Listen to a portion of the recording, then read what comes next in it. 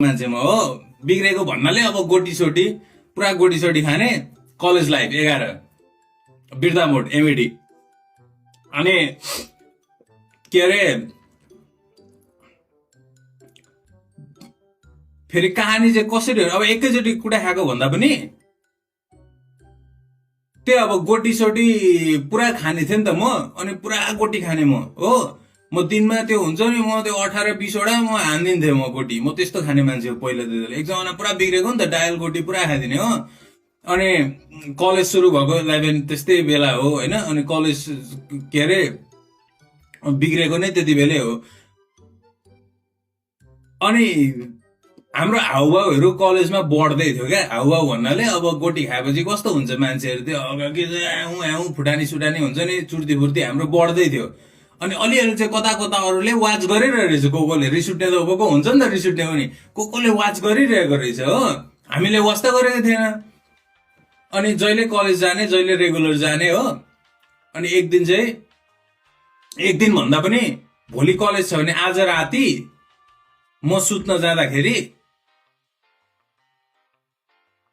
Like भोलि बिहान उठ्नु छ अहिले सुत्न जाँदाखेरि मैले 10 वटा गोटी हुँदैन 10 वटा गोटी खोलखाल पारेर मलाई चाहिँ किन दिएको भने मलाई चाहिँ बासी चार्ज ओभर मन पर्ने क्या ओभर बासी चार्ज मन पर्ने अनि आज खायो भोलिको चार्ज चाहिँ अझै दामी लाग्ने क्या अनि मेरो पालि त्यही बासी चार्जको लागि भनेर 10 वटा गोटी हान्दे मैले हो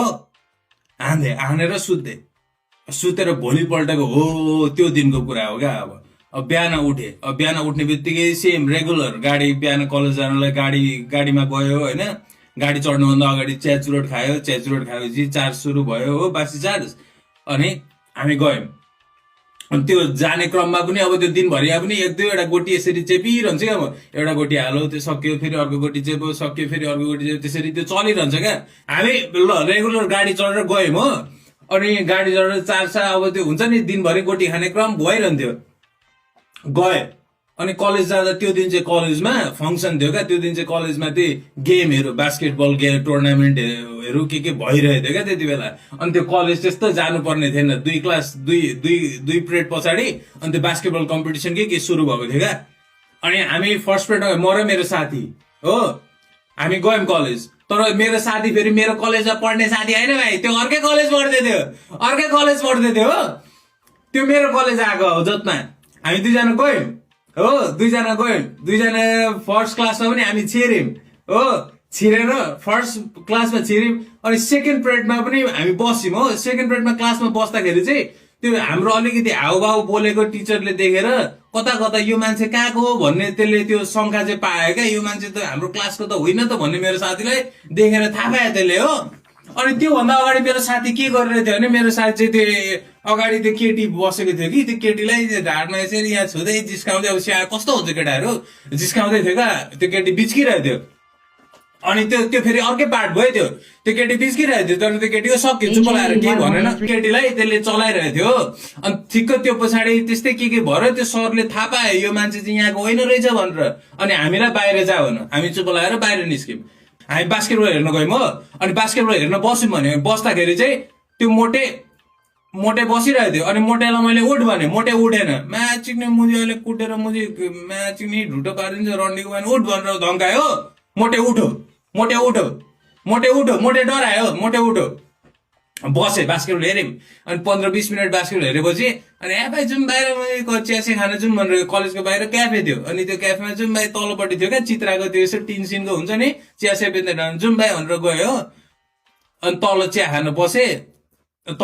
गएँ बाहिर अनि चिया खान बसिरहेछु चिया बस्दाखेरि ठिक्क कल आयो क्या मेरो साथीको एकजना अर्को साथीको कल आयो भाइ तँलाई केटाहरूले खोज्दैछ खोजेर त्यतै बाहिर क्याफेतिर आउँदैछ भनेर भन्यो हो ओ सेट म्याचिक्ने हो र होइन होला हाम्रो यस्तो हेऱ्यो कि त्यो ओह्रालोबाट त गुरु रुङ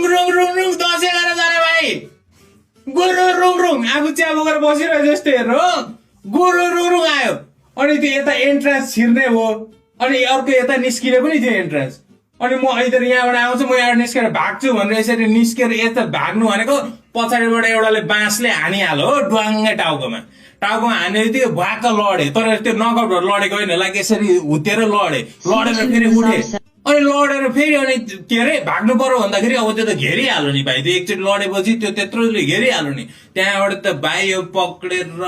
ब्ल्याङ्की ब्ल्याङ्क हान कता कुटै थाहा छैन मलाई। थाहा भयो भनेको फर्स्ट बाँसको एक टाउकोमा भ्वाक्का खाएको चाहिँ मजाले त्यो त्यो त्यो चाहिँ फिल छ होइन। तर त्यस पछाडि त अब त्यो त्यही हुन्छ क्या भाइ, कुट्दाखेरि कता हानु के हानु तेरो दिमागले प्रोसेस गर्नै भ्याउँदैन क्या, यहाँ दुःख र यहाँ दुःख भन्न। अनि कोट बोकी बोक त्यहाँ लात्तै लात्तले भुइँमा लडाएर हानेको छ होइन।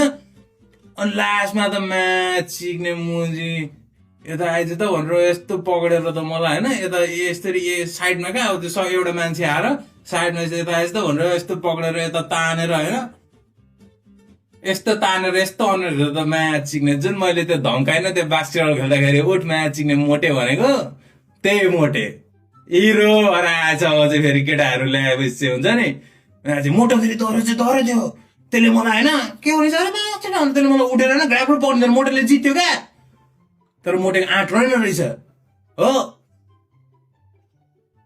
अनि मोटेले त म्याच सिक्ने लास्टमा यसरी पक्रेर त यस्तो घाँमा पक्रेर त नि वाक्क यो भुँडीमा कहाँ यहाँ यो ठिक्क त्यो यो पानी पेट हुन्छ नि ऐठाउनु नि यहाँ भुँडीमा वाक्क हानेर त मलाई त भाइ त्यो मुजी चिक्ने त्यो मद्रासी फिल्मको जस्तो म्याच चिक्ने 3-4 फिट पर म्याच चिक्ने यसरी हुत्याइदिएको मुजी यसरी ढुक्लुक्क लडेको क्या। अब त्यो उडेर होइन भाइ त्यत्रो साह्रो गफ पनि होइन भाइ यहाँ।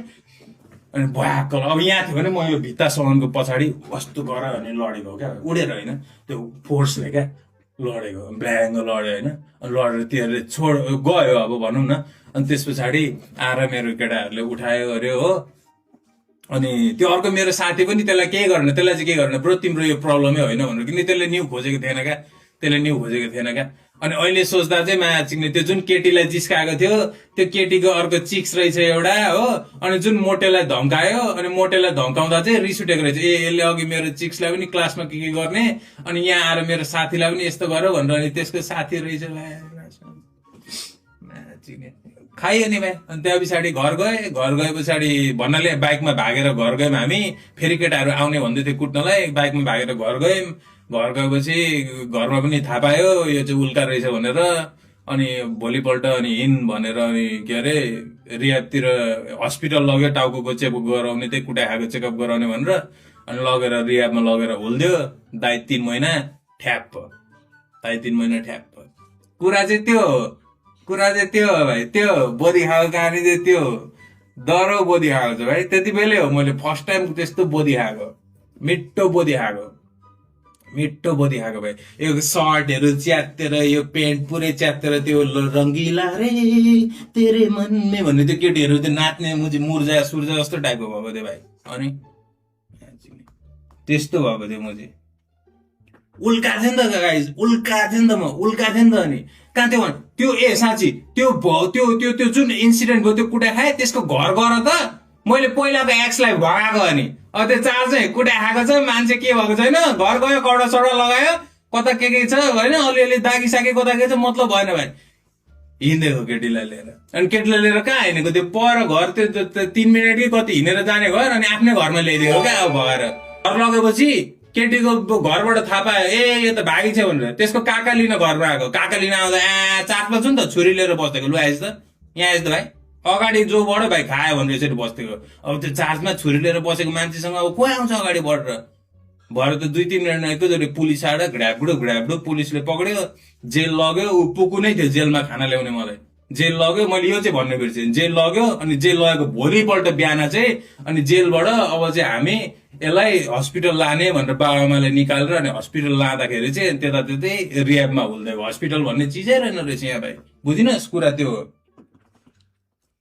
तर लोद्रो चाहिँ लोद्रो खाइयो।